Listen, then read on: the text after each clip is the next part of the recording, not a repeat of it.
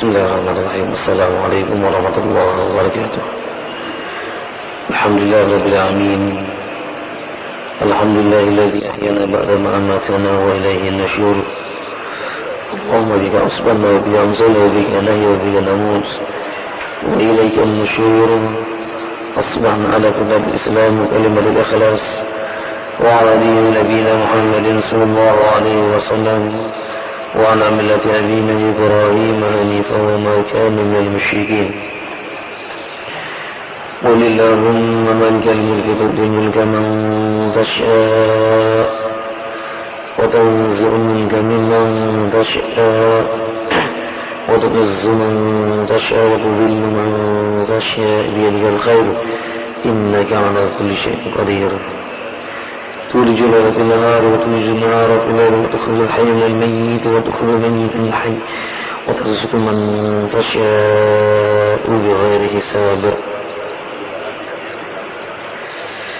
صلوات الله وسلامه على هذا النبي الكريم نبينا محمد وعلى آله وصحبه أجمعين. ما بعد. معاشر المسلمين رحمني ورحمكم الله. جماعة سبحان الله سبحانه وتعالى المسلمين والمسلمات. Pada kepastian suara mujahidin, suara bela ajian yang manapun anda berada, rahimani wa rahmatullah. Kita akan lanjutkan kembali kajian kita pada tafsir Al-Qurtubi. Sekarang ayat yang ke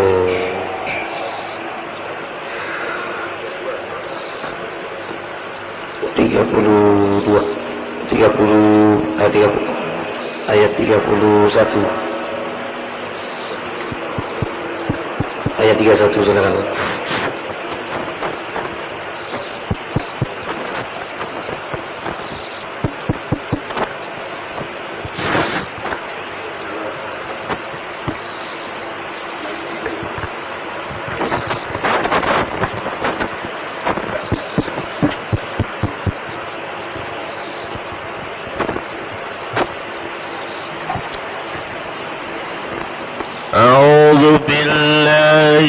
الشيطان الرجيم. فبعث الله غرابا يبحث في الأرض ليريه كيف يواري سوءة أخيه. قال يا ويلنا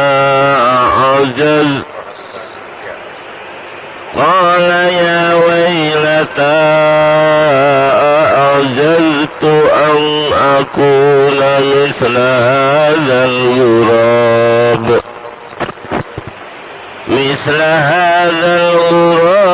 فأواري سوءة أخيه فأصبح من النادمين. من أجل ذلك كتبنا على بني إسرائيل أنه من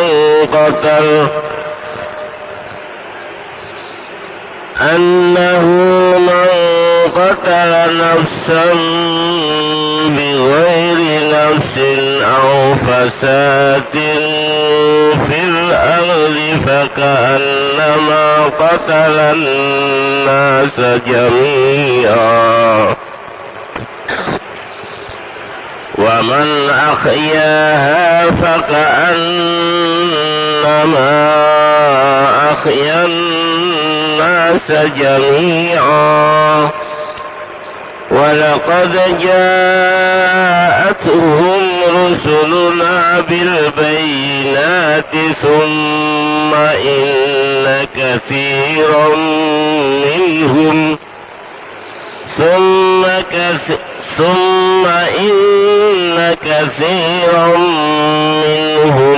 بعد ذلك في الأرض لمسرفون. إنما جزاء الذين يحاربون الله يحاربون الله ورسوله ويسعون في الأرض فسادا أن يقتلوا في الأرض فسادا ورسوله ويسعون في الأرض إنما جزاء الذين إنما جزاء الذين يحاربون الله ورسوله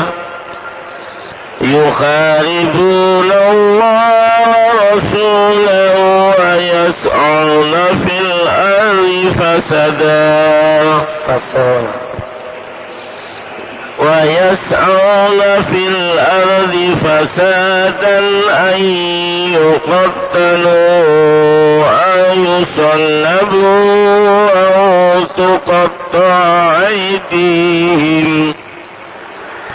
أو تقطع أيديهم وأرجلهم من خلاف أو ينفوا من الأرض ذلك لهم خزي في الدنيا ولهم في الآخرة عذاب عظيم إلا الذين تابوا من قبل أن تقدروا عليهم فاعلموا أن الله غفور رحيم. Silakan dibaca artinya.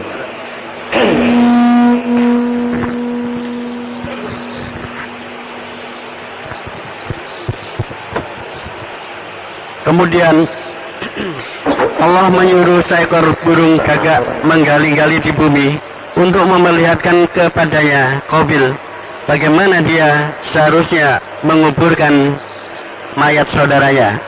Berkata Qabil, "Aduhai celaka aku, mengapa aku tidak mampu berbuat seperti burung gagak ini, lalu aku dapat menguburkan mayat saudaraku ini? Karena itu jadilah dia seorang di antara orang-orang yang menyesal.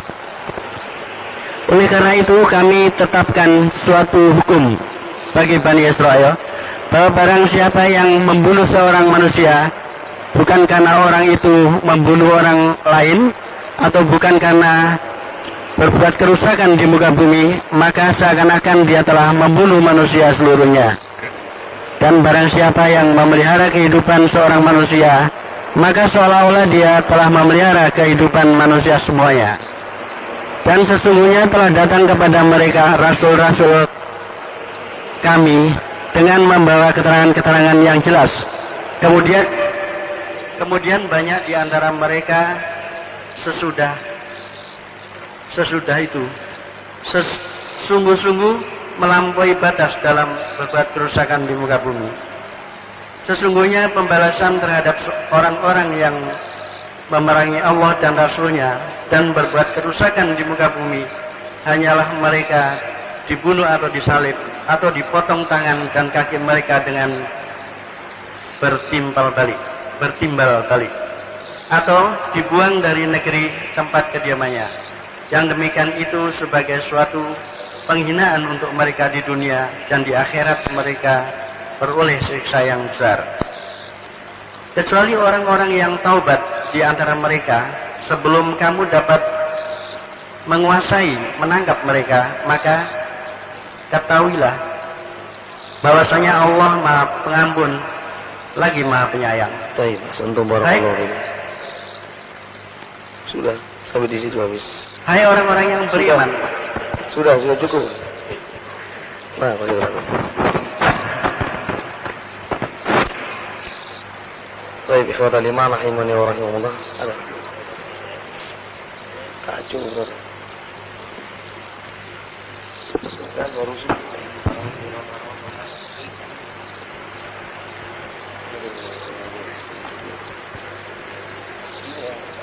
Banyak tangan masyarakat.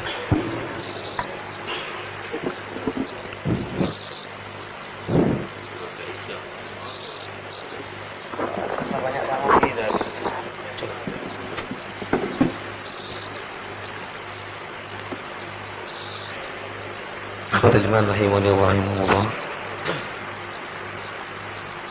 Pada firman Allah Subhanahu wa taala ayat ke-31, Allah Subhanahu wa taala menjelaskan tentang ajzu sahibihi kaifa yuwari sawata akhi. Jadi pada ayat ke-31 Allah Subhanahu wa taala menjelaskan bagaimana lemahnya ketidaktahuannya Qabil apa yang harus dilakukan ketika telah membunuh saudaranya. Inilah pembunuhan yang pertama kali terjadi dari putra Adam, sebagaimana kisahnya sudah kita jelaskan panjang lebar pada pertemuan yang lalu.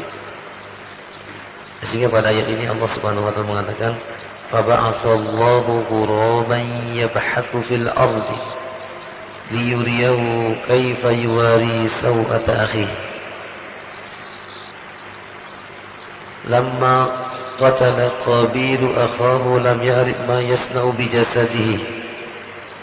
Ketika Qabil telah membunuh saudaranya itu Habil, dia tidak mengetahui apa yang harus dilakukannya. Fa'arsalallahu ghuraban yahfiru fukratan fil ardi. Kemudian Allah Subhanahu wa taala mengutus burung yang ketika itu burung ini berkelahi di udara, kemudian sampai salah satunya mati, kemudian terjatuh, kemudian burung itu menyeret burung yang mati ini dengan paruhnya, kemudian dia mematuk-matuk ke tanah, kemudian setelah itu dia masukkan burung yang mati itu ke dalam lubang itu. Fata'ajjaba Qabil. Jadi Qabil ini heran melihat burung. Wa qala ajazzu an asna'a misla sani'i hadzal ghurab fastur awrahu akhi. Aurata akhi. Kenapa saya tidak bisa melakukannya sebagaimana dilakukan burung itu? Saya akan lakukan supaya saudara saya ini terkubur di tempat ini. Jadi tidak berada di atas atau di permukaan bumi ini. Fadafana Qabil aqahu fa'aqabahu Allah bin nadamati ba'da'an raja'a bil khusran. Kemudian setelah itu Qabil menguburkan saudaranya, dan setelah itu maka dia menyesal. Qabil kemudian menyesal dengan apa yang telah dilakukannya. Ini pada ayat ke-31 ini ada satu pelajaran yang dapat diambil, pelajaran yang sangat berharga sekali, bahwa Allah Subhanahu wa taala tidak membiarkan hamba-hambanya dalam keadaan tidak berpengetahuan, dalam keadaan jahil. Apapun yang dilakukan, maka Allah Subhanahu wa taala akan memberikan contoh, baik dengan mengutus seorang rasul atau dengan apa saja yang terjadi di alam ini menjadi pelajaran bagi dia. Sebagaimana terjadi pada dua putra Adam yang satunya dibunuh, kemudian dia tidak mampu diapakan mayatnya ini, sehingga Allah Subhanahu wa taala mengutus burung, kemudian burung ini yang memberikan contoh bagaimana cara menguburkan kalau ada yang ada yang mati. Syekh Muhammad Amin Asy-Shinqiti dalam kitab tafsir itu Adwa'ul Bayan itu menjelaskan bahwa pelajaran yang sangat berharga di sini adalah yang mengatakan fi hadhil ayat inna ghuraban a'lamu minan nas. Pada ayat ini menjelaskan bahwa burung itu lebih cerdas dari manusia. Pada ayat ini. Pada ayat ini sekali lagi Syekh Muhammad Amin Asy-Shinqiti mengatakan bahwa burung itu lebih cerdas daripada manusia pada ayat ini. Kemudian pelajaran yang kedua yang dapat diambil dari pelajaran ini adalah bahwa setiap orang yang meninggal dunia itu dikuburkan. Siapapun yang meninggal tidak boleh dibiarkan jasadnya di atas permukaan bumi. Karena kalau dibiarkan akan terjadi pembusukan dan akan menimbulkan bau yang tidak sedap dan mungkin akan menimbulkan berbagai macam penyakit. Di dalam Islam sudah ada tata cara bagaimana cara menguburkan mayat atau bagaimana cara memperlakukan orang yang sudah meninggal dunia. Kewajiban kita yang pertama adalah memandikan. Kalau ada yang meninggal dunia kemudian dimandikan, ada tata caranya yang dulu pernah kita praktekkan di tempat ini. Zaman dulu sampai sekarang belum ada lagi. Ya.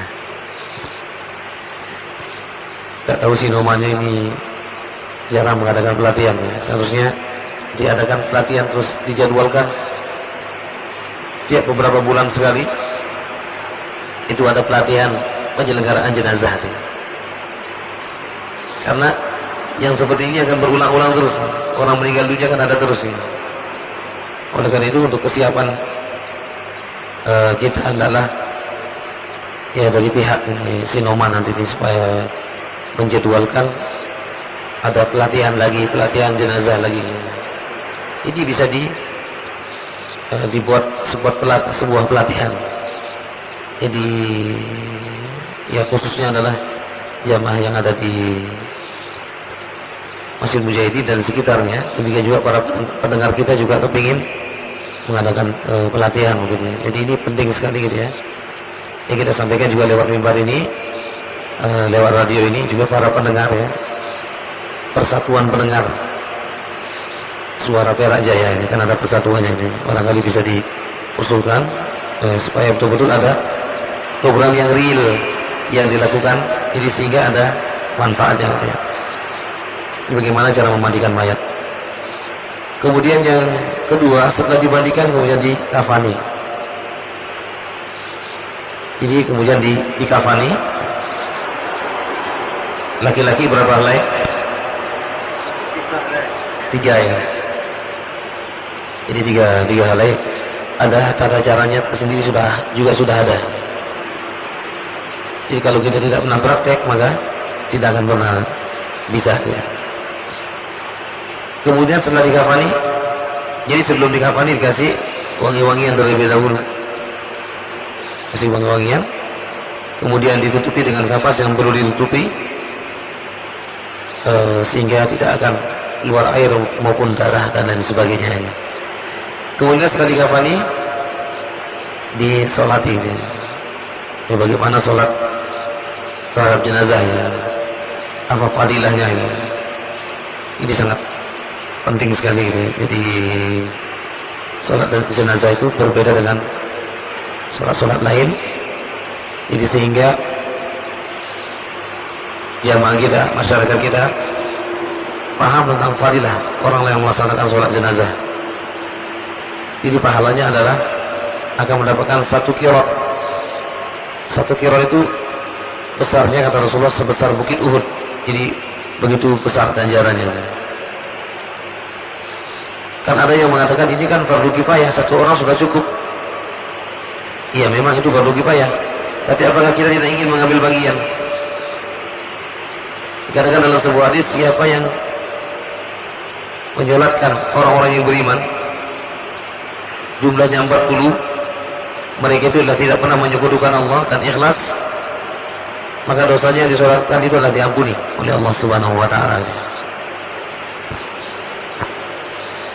Karena ada juga jamaah kita yang melaksanakan ibadah haji ya, mengatakan begini, tadi saya sudah sholat arba'in nih, tadi saya sudah sholat arba'in. Tuh, Bapak kan baru 1 hari di sini. Berarti setelah sholat kan ada sholat. Sholat yang bagaimana, Pak? Itu kan yang takbirnya 4 kan arba'in. Arba'ah. Arba'atun beda dengan arba'un. Jadi yang takbirnya 4, arba'at takbirat itu sholat mayat. Kalau arba'in adalah sholat yang dilakukan dalam waktu 40 waktu. 40 waktu. Sebenarnya hadisnya yang khusus tentang Masjid Nabawi itu dhaif, lemah. Tapi ini ya, tetap saja dilakukan. Tidak pernah dari pihak penyelenggara haji ini menjelaskan tentang kuthu'ifan hadis ini. Jadi hadis itu berlaku di mana saja. Berlaku di mana Masjid Nabawi maupun di masjid-masjid yang lain. Hadisnya yang maknanya adalah man sami'an nida, siapa yang mendengarkan azan, summa ajaba, kemudian didatangi tempat itu, as-shalla ma'al imam walam yafutuhu takbiratul ihram, faqutiba lahu bara'atani, bara'atu minan niran, bara'atu minan nifaq wa bara'atu minan niran. Siapa yang mendengarkan azan kemudian didatangi tempat azan itu, maksudnya melaksanakan sholat berjamaah, dia tidak pernah ketinggalan takbiratul ihram, tidak pernah ketinggalan rakaat pertama, maka Allah Subhanahu wa ta'ala akan memberikan kepadanya 2 keistimewaan. Yang pertama adalah bara'atu minan nifaq, dibebaskan dari sifat kemunafikan. Yang kedua adalah bara'atu minan niran, akan dibebaskan dari api neraka. Di mana ini? Di seluruh masjid, tidak khusus Masjid Nabawi. Baik, ikhwatal iman rahimani wa rahimahullah. Kemudian setelah disolati mayat itu diantar ke kuburan. Kata Rasulullah, man shalla man shalla ala janazatin, siapa yang sholat menyolatkan jenazah, summa syayyahu ila qabrihi falahu qiratani, kemudian diantarkan mayatnya ke kuburan, maka dia akan mendapatkan 2 qirat. Nah, kemudian setelah sampai di kuburan, ya, dikuburkan dengan mengucapkan Bismillahi wa ala millati Rasulillah. Dibaringkanlah orang yang meninggal itu menghadap kiblat. Jadi mukanya dibuka ya. Kemudian padukir, jadi sebaik-baik kuburan adalah lahat. Sebaik-baik kuburan adalah lahat. Lahat itu adalah ketika kita menengok ke bawah, mayat tidak kelihatan. Jadi yang menjorok ke dalam, itulah yang paling baik. Kalau yang kita lihat adalah kubur, yang kita lihat namanya kubrun. Tapi kalau yang tidak kelihatan namanya lahdun. Jadi yang terbaik adalah lahdun. Tapi kalau tanahnya sudah tidak cukup, maka jadi nggak apa-apa dia dikuburkan, yaitu kubrun. Yang mendapatkan kubrun yaitu yang kelihatan mayatnya, tapi nanti ditutupi dengan sesuatu, misalnya dengan bambu ataupun dengan papan ataupun yang lain-lain. Kemudian kata Rasulullah memohonkan ampun kepada orang yang sedang dikuburkan. Jadi setelah dikuburkan tidak langsung pergi gitu ya. Jadi situ kemudian didoakan, dimohonkan ampun, dimohonkan kepada Allah supaya dia dapat teguh hatinya nanti ketika dia menghadapi pertanyaan oleh 2 malaikat itu, Munkar dan Nakir. Tapi ikhwatal iman rahimani wa rahimahullah, Ini pelajaran yang kedua, yaitu bagaimana jadi orang-orang yang meninggal juga harus dikuburkan. Yang ketiga adalah an-nadam, penyesalan yang dilakukan oleh seorang yang telah berbuat dosa. Apabila dia betul-betul menyesal dan tobat kepada Allah Subhanahu wa taala, maka akan diampuni dosa-dosanya. Jadi kalau berbuat dosa kemudian tidak menyesal, maka perlu ditanyakan tingkatan keimanannya. Jadi ketika seorang berbuat dosa kemudian dia merasa bahwa itu adalah dosa, kemudian dia beristighfar, insyaallah taala hada min alamatil iman, ini adalah tanda-tanda keimanan seseorang. Tapi ketika berbuat dosa tidak merasa, maka di sini perlu sekali lagi dipertanyakan keimanannya. Sebagaimana yang dilakukan oleh Qabil, fa asbaha minad nadimin, kemudian dia menyesal melakukan hal itu. Jadi memang penyesalan ini datangnya setelah orang melakukan satu kesalahan. Jadi ketika ada penyesalan, ini adalah merupakan syarat-syarat diterimanya taubat. Syarat-syarat diterimanya taubat adalah yang pertama adalah i'tiraf, mengakui terhadap apa yang telah dilakukan. Kemudian yang kedua an-nadamah, menyesali terhadap perbuatan sehingga tidak akan kembali. Kemudian yang ketiga adalah istighfar, mohon ampun kepada Allah Subhanahu wa taala. Yang keempat adalah alla ya'ud, dia berjanji untuk tidak kembali melakukan perbuatan tersebut. Tapi mungkin ini ayat yang kita dapat sampaikan pada ayat ke-31. Ayat yang berikutnya adalah nanti kita jelaskan pada pertemuan berikutnya berkenaan dengan masalah-masalah yang sangat banyak sekali, termasuk juga masalah-masalah modern ya. Pada ayat yang berikutnya ini menyangkut masalah dunia kedokteran juga ya. Masalah dunia kedokteran, bagaimana seseorang yang bisa menyelamatkan nyawa satu orang, maka diibaratkan dia telah menghidupkan banyak orang. Demikian juga siapa yang membunuh satu orang, maka dia telah membunuh banyak orang. Kemudian pada ayat yang berikutnya nanti juga 33 itu menjelaskan tentang bagaimana balasan orang yang membunuh dan orang-orang yang berbuat kerusakan di muka bumi ini. Baik, kita berikan kesempatan kepada jamaah untuk barangkali ada yang perlu ditanyakan. Tafadhol, silakan.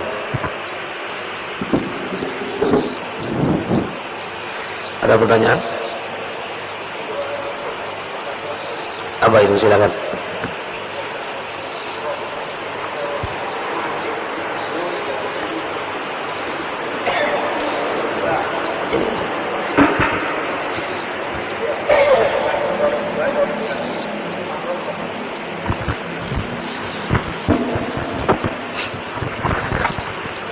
Tentang mahram, jadi adik kandung perempuan dari mbah lewat jalur ibu termasuk mahram atau bukan?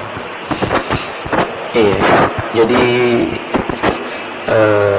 ibu ke atas, jadi ibu, kemudian nenek, saudara dan nenek, semuanya adalah mahram. Saudaranya nenek mahram, ya. Ini pertanyaannya. Yang lain? Silakan, Pak. Kalau klien orang meninggal kalau kafir, nah di rumah jangan mengatakan Tuhan ya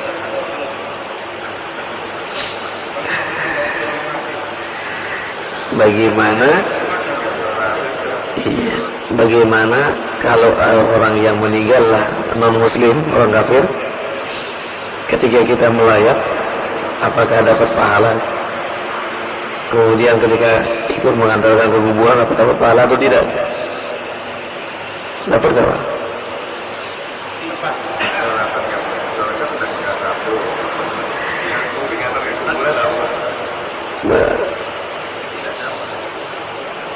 Ada yang mengatakan nggak dapat, yang mengatakan dapat. Yang pertama, kalau menjalankan kan tidak, kita tidak sholatkan. Kemudian yang kedua, kita ikut mengantar kuburan apakah dapat pahala? Tidak, nggak dapat, tidak mendapatkan pahala. Jadi mayat yang dapat pahala, mengantar dapat pahala. Sama-sama nggak dapat. Karena ini adalah kewajiban muslim dengan muslim yang lain. Kan disebutkan hak kul muslim alal muslim khamsah. Jadi kewajiban muslim yang satu dengan muslim yang lain adalah ada 5. Salah satunya adalah itu menyelenggarakan jenazahnya. Itu kalau tak ada mati non muslim kalau dia nggak ada apa. Kalau untuk mulai nggak apa-apa. Hanya sekedar misalnya dia ya karena temennya kemudian dia ikut nggak apa-apa. Tapi jangan berdoa. Allahumma ighfir lahu warhamhu. Yang didoakan adalah orang yang Islam. Orang kafir tidak didoakan. Kalau yang masih hidup doakan supaya dapat hidayah. Kalau mohonkan ampun nggak boleh. Demikian juga sudah meninggal nggak boleh.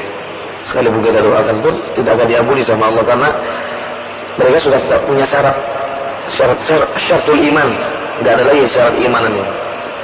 Jadi sehingga mereka tidak akan diampuni dosa-dosanya.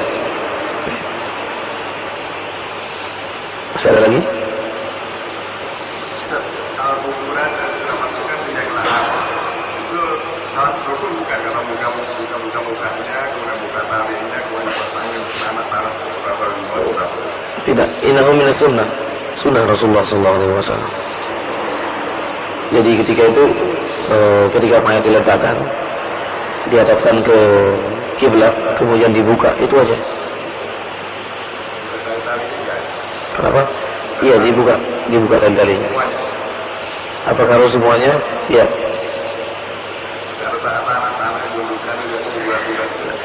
Itu masalah lain lagi. Jadi itu kan supaya apa? Tidak begini dia begitu kan ya.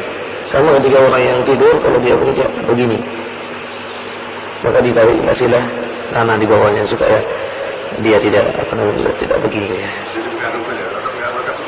Bukan. Adab itu masuk kepada babul adab saja. Babul adab. Bagaimana kita nata'adab ma'il mayit? Bagaimana kita beradab terhadap mayit? Kaitan dengan kenapa nih yang baik kalau kita buka lagi kan secara tidak langsung kafannya itu kan terbuka, terurai. Padahal kita diminta untuk mengkafani yang baik secara thayyib seperti itu, Ustaz. Iya. Bukan kita biarkan sudah ikat, tinggal kita mengarahkan ke arah kiblat, baru kita doakan seperti itu. Ada minas sunnah. Sunnahnya seperti itu. Kita sudah mengkafaninya, sudah membawa ke kuburannya, kan tidak terbuka lagi di dunia ini. Kan dia terbukanya di situ. Terbukanya di kuburan, bukan di atas permukaan. Itu yang dimaksud dengan menggambar dengan cara yang baik. Supaya kita ini ketika membawa ke kuburan tidak nampak auratnya, kemudian dari kuburan baru dibuka. Kan dia sudah berada di dalam perut bumi gitu ya, bukan berada di atas permukaan. Bisa agak lokasi itu ada nyatakan misalkan 5 orang sama hajinya, ada 10 orang sama hajinya, yang itu yang mana? Yang betul, wallahu ta'ala a'lam. Disebutkan di situ yang tahu jumlahnya hanya Allah Subhanahu wa taala. Ada yang mengatakan 5, ada yang mengatakan 6, ada yang mengatakan 7. Wallahu ta'ala a'lam. Jumlah tidak penting. Sekali lagi jumlah tidak penting. Yang penting adalah bagaimana perjuangan mereka, hikmah yang dapat diambil itu apa. Di situ menunjukkan kudrah ilahiyah, menunjukkan tentang bagaimana berkuasanya Allah Subhanahu wa taala untuk memperlihatkan kepada orang-orang yang tidak percaya dengan orang yang sudah mati kemudian hidup kembali itu. Ini memang sulit ya untuk mempercayainya. Tapi begitu Allah Subhanahu wa taala mencontohkan bahwa begitu mudahnya Allah Subhanahu wa taala melakukan itu. Ini kudrah dan iradah Allah Subhanahu wa taala, karena itu kita hanya mengimaninya saja. Tentang jumlah itu tidak menjadi masalah bagi kita. Sama juga ketika ada jamaah-jamaah yang melaksanakan ibadah haji. Kadang-kadang pertanyaannya begini, tiangnya Masjid Nabawi itu ada berapa? Saya bilang keliling aja, dihitung aja sendiri. Katanya sekian-sekian. Jangan katanya sekian-sekian, jadi lihat aja keliling berapa, dihitung aja. Sekalipun misalnya kita tahu dan tidak tahu, tidak akan menambah dan tidak akan mengurangi keimanan kita.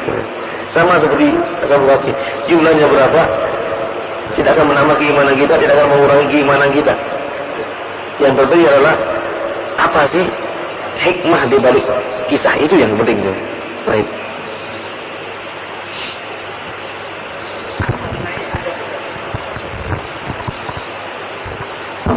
Mengenai adab, Ustaz. Misalnya kita meninggalkan adab, itu dosa apa tidak, Ustaz? Meninggalkan Adab. Misalnya adab membaca Al-Quran harus suci, harus menghadap ke kiblat atau macam-macam. iya. Adab itu kadang-kadang dia adalah satu keharusan. Jadi ada adab itu adalah merupakan satu keharusan. Ada juga yang sebagai pelengkap. Kalau dia merupakan satu keharusan, maka ketika kita tidak melaksanakan, maka kita akan berdosa.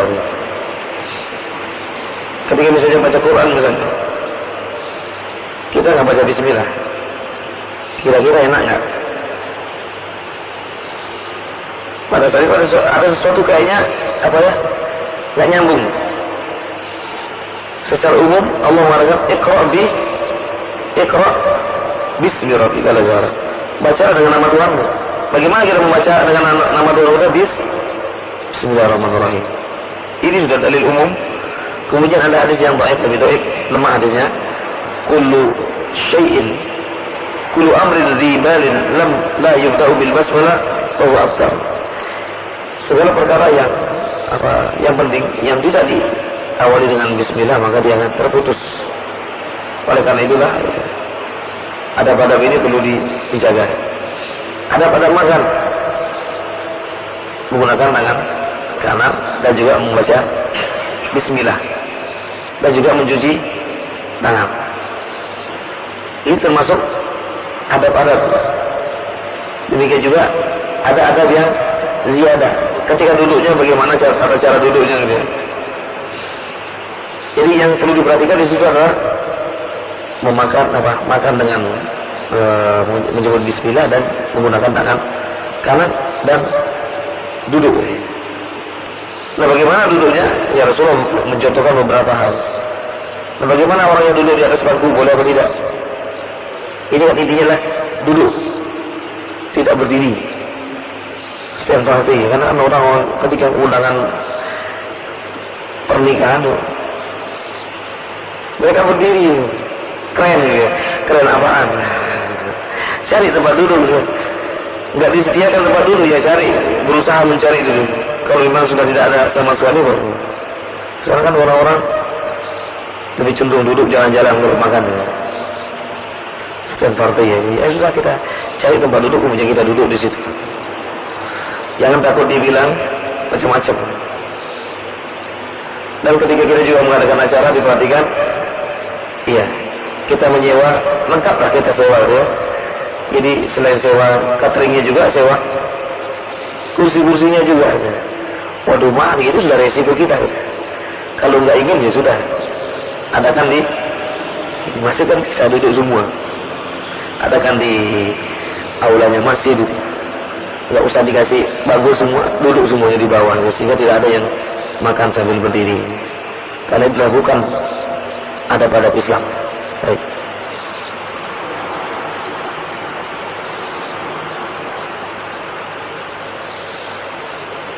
Satu lagi cukup.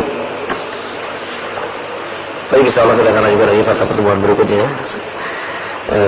Mengingatkan besok ya, hafalannya gitu ya. Jadi dikat lagi, diulang-ulang lagi, jadi sehingga hafalannya bisa mungkin bisa teliti menghafalnya dan juz amal ya. Haji Ahmad sekarang sudah dapat soal mulu ya? Sudah nambah lagi. Iya, mudah-mudahan besok bisa hadir. Udah 2 kali ini nggak hadir. Pekan yang lalu nggak ada, pekan yang lalu nggak ada lagi. Baik, mudah-mudahan ketidakhadirannya menyiapkan di rumah.